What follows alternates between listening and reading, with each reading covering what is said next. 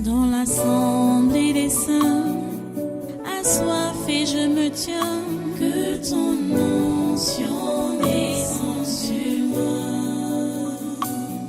Conscient que mon destin est dans le creux de ta main, que ton onction descende sur moi. Je suis disposé, assoiffé, que ton onction descende sur moi. Je suis disposé, assoiffé, que ton onction descende sur moi.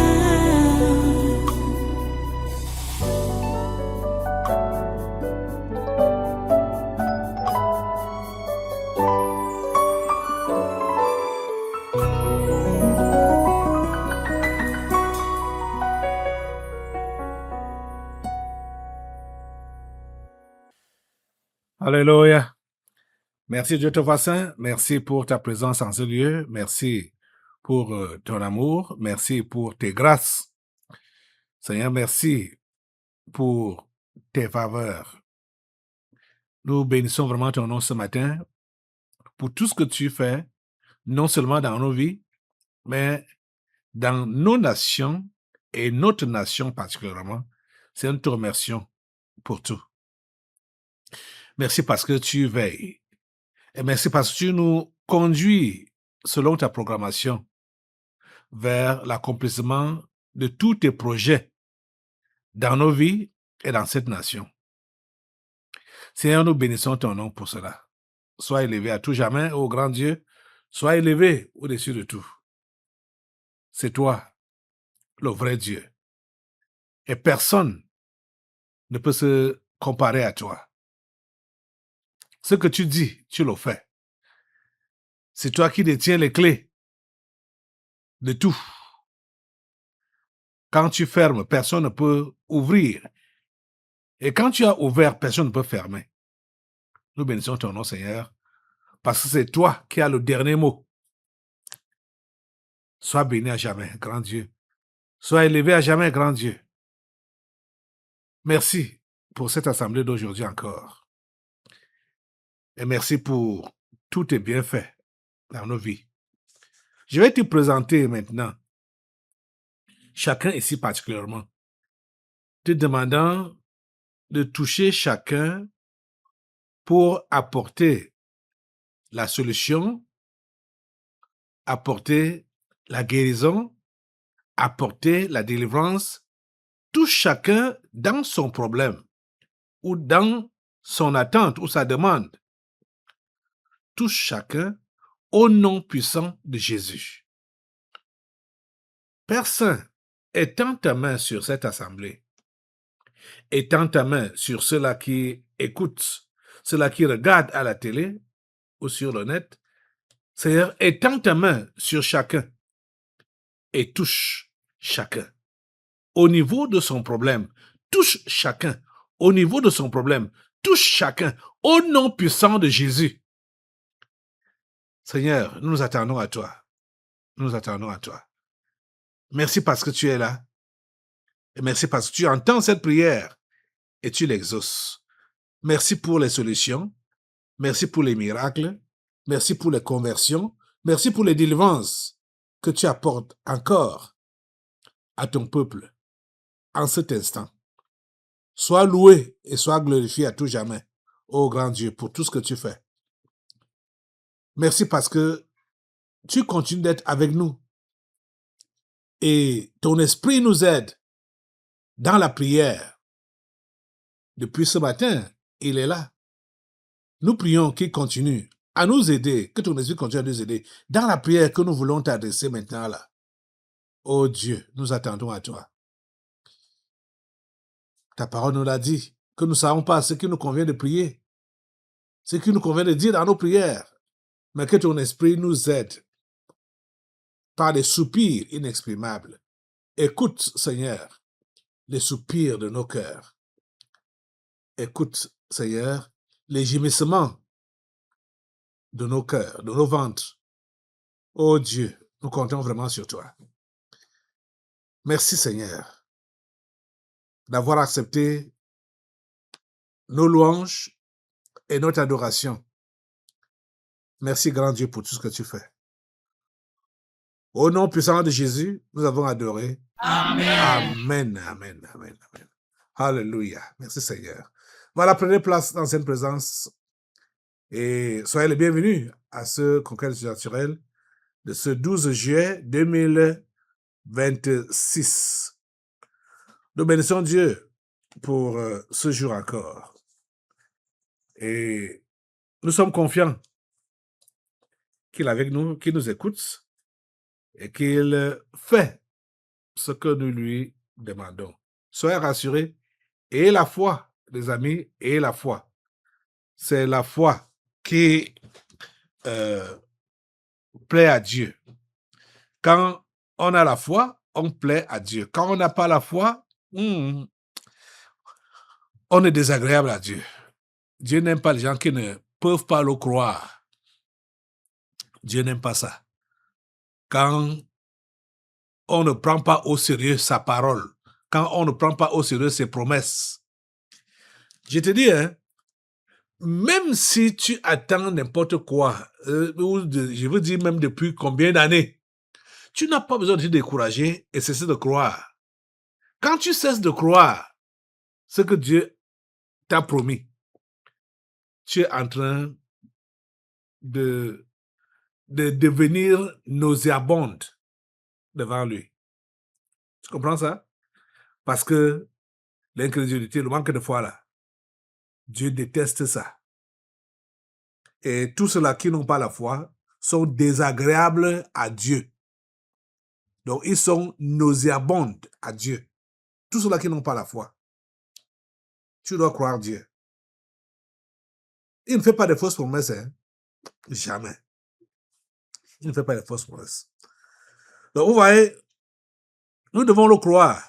Quand nous nous approchons de lui comme ça, comme aujourd'hui, comme maintenant même, je ne sais pas dans quel état d'esprit tu peux être. C'est la raison pour laquelle je veux vraiment t'exhorter à avoir la foi de façon que ce que nous allons élever à Dieu maintenant là, nous puissions recevoir l'exaucement. Aie la foi. Crois Dieu. C'est vrai que les nouvelles que nous apprenons dans les médias et les réseaux sociaux, ces nouvelles ne sont pas bonnes pour le Cameroun, puisque chaque jour, on attend pour voir le changement du gouvernement et la nomination d'un nouveau gouvernement. Ça ne vient pas. Ça veut faire décourager plusieurs parmi vous là. N'en parlons pas de ceux qui sont là-bas dehors.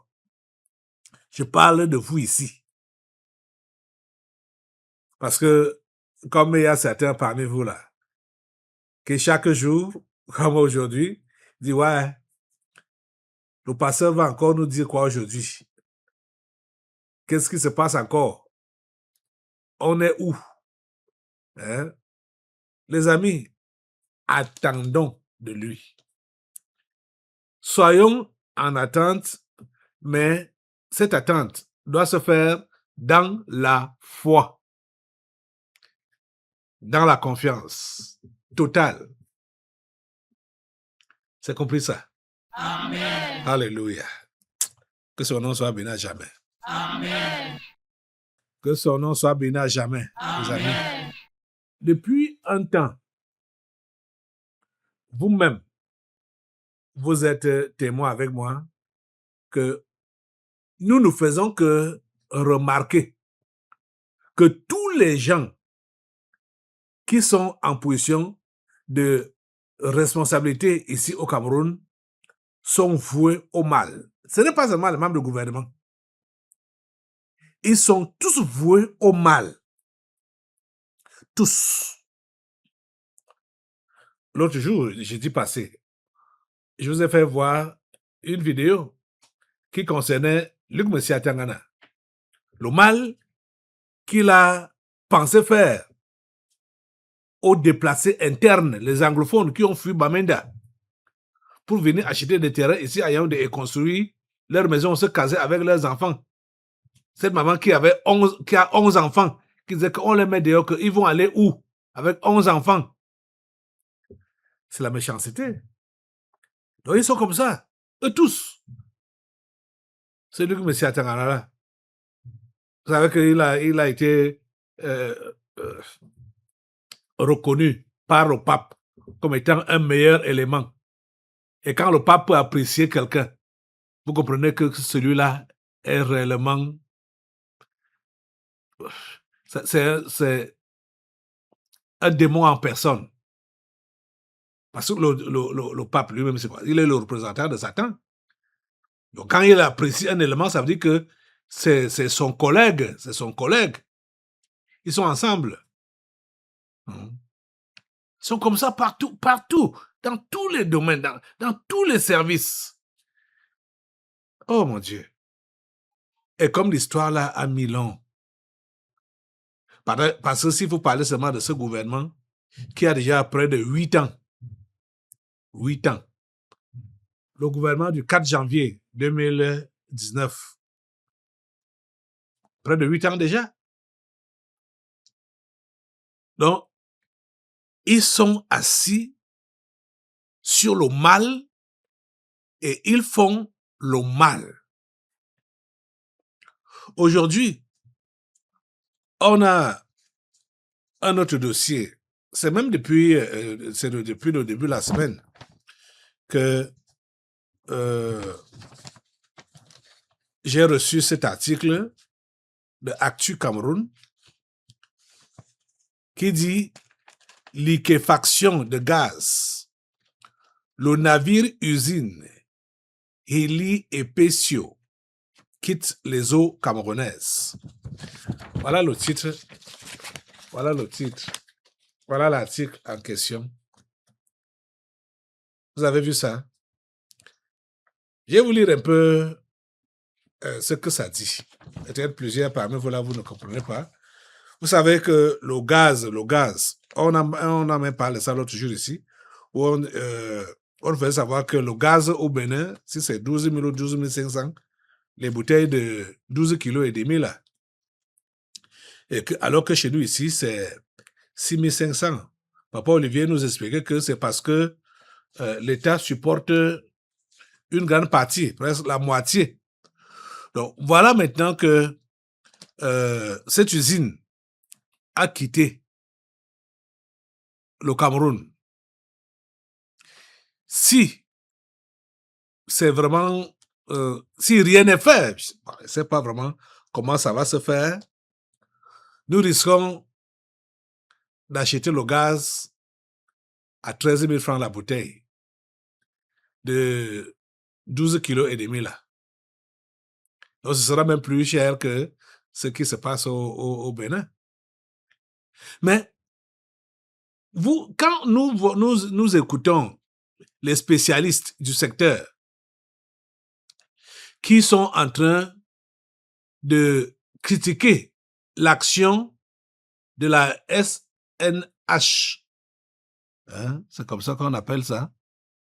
Oui, SNH. Mais je suis dépassé. Comment ces gens peuvent agir de cette façon? Vous comprenez que personne ne travaille pour le bien-être du pays. Personne. Et vous savez, quand on parle de bien-être du pays, c'est les gens de la basse classe. Hein? Les gens de la basse classe. Ce sont eux qui sont laissés pour compte. Parce que tous ces gens-là qui dirigent ces structures, ils ont tous les avantages possibles. Ils nagent sur de l'argent. Mais ils font quoi avec ça? C'est l'argent du pays qui doit servir les enfants du pays. Mais ils s'accaparent de ça pour laisser les populations souffrir, misérer. Vous voyez ça? Je vais vous lire un peu l'article ici. Après 8 années d'exploitation au large de Kribi, le navire usine Ili Ipiseo de l'armateur norvégien Golar LNG quitte les eaux camerounaises.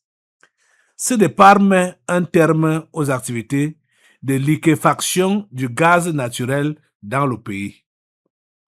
Le Cameroun tourne une page importante de son industrie gazière avec le retrait du Ili Ipesio, unique installation de liquéfaction du gaz naturel du pays, exploitée depuis 2018 au large de Kribi par la société norvégienne Golar LNG. Le navire assurait l'extraction, la liquéfaction et le chargement du gaz naturel liquéfié destiné à l'exportation. Selon plusieurs observateurs, ce départ annoncé depuis plusieurs années n'a pas été suffisamment anticipé par les autorités. Les conséquences économiques pourraient être significatives.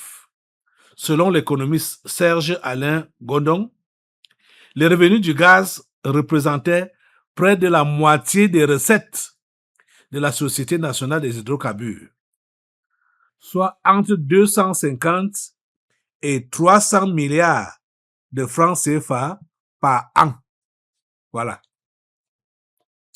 Voilà ce qui est dit en haut là. Et quand ce retrait et cette cessation de liquéfaction est sortie, la SNH a fait une sortie dilatoire. J'appelle ça dilatoire. Pour faire comprendre aux Camerounais que bon, ce n'est pas grave, il n'y a rien, bon, on ne va pas s'arrêter sur si un seul opérateur part, bon, il n'a pas mis la barrière pour les autres, machin. Ils ont essayé de se justifier pour dire que ce n'est pas grave. Pourtant, c'est faux. Leur justification, c'est absolument faux. Ils n'ont pas anticipé ce départ. Ils l'ont pas anticipé. Et ce qui est encore là, c'est que le Cameroun a encore des gisements de gaz. Le Cameroun a des gisements de gaz. Et bon, le dossier là, bon, je n'ai pas. Peut-être je vais chercher ça à la pause pour vous en parler, du moins pour appuyer ce que je suis en train de dire là, parce que c'est passé quand même. C'est un dossier qu'on m'a envoyé depuis. Bon, j'ai pas eu le temps de consulter ça avant de venir ici maintenant. Mais le Cameroun a d'autres gisements de gaz. C'est à la frontière entre la Guinée équatoriale et le Cameroun. Le Cameroun a une grande partie du gaz. La Guinée équatoriale a une petite partie de ce gaz-là. Si vous vous rappelez, le vice-président de la Guinée équatoriale était venu ici par rapport à cette histoire-là. Donc, pour s'entendre par rapport à l'exploitation de ce gaz. Ce qui est très marrant et dérangeant dedans, c'est que le Cameroun qui détient la grande partie du gaz, les gens de la SNH là, dont Nathalie Moudiki, a laissé que la Guinée équatoriale puisse prendre l'usine de liquéfaction de ce gaz, que ça aille s'installer à Malabo. Vous vous rendez compte? Alors que le gaz est en grande partie au Cameroun. Pourquoi est-ce que les Américains sont allés à Malabo? Parce que quand ces gens-là sont arrivés ici, à Yaoundé, Nathalie Moudiki ne les a pas reçus pendant un mois. C'est après un mois qu'elle les a reçus. Et après ça, ils ont voulu rencontrer, aller à la présidence. Nathalie Moudiki ne leur a pas permis d'aller à la présidence. Donc, ils étaient fatigués ils sont partis en Guinée équatoriale. Arrivés là-bas, on les a reçus et le président a donné l'accord pour que l'usine s'installe. C'était pour l'installation de l'usine, pour liquéfier le gaz, qui est chez nous, une partie chez nous et une partie en Guinée équatoriale. Je vous dis, la grande partie est chez nous, au Cameroun. La grande partie de ce gaz-là. Mais l'usine est allée s'installer en Guinée équatoriale. Donc, c'est maintenant, depuis la Guinée équatoriale, qu'on va liquéfier notre gaz. Vous voyez, à cause du mauvais cœur de ces gens. Ah, mon Dieu. Ça dit, c'est terrible. Quand vous entendez des choses comme ça, là, c'est terrible. Parce que là, ça fait perdre les emplois aux Camerounais. Si l'usine là était installée ici, on parle, les connaisseurs parlent des milliers d'emplois directs et des milliers d'emplois indirects. C'est-à-dire, ça donnait des emplois aux Camerounais. Mais ils ont laissé que ça aille en Guinée équatoriale. Et ils veulent laisser que ce soit la Guinée équatoriale qui liquéfie notre gaz. Écoutez, entre nous, quand il y a même une société avec beaucoup, on appelle beaucoup de partenaires, mais je crois que celui qu'on va nommer comme président du conseil d'administration doit être celui qui a beaucoup de parts dans cette activité-là, dans cette société-là. C'est lui qui doit donc, celui qui a beaucoup de parts, c'est lui qu'on nomme comme PCA.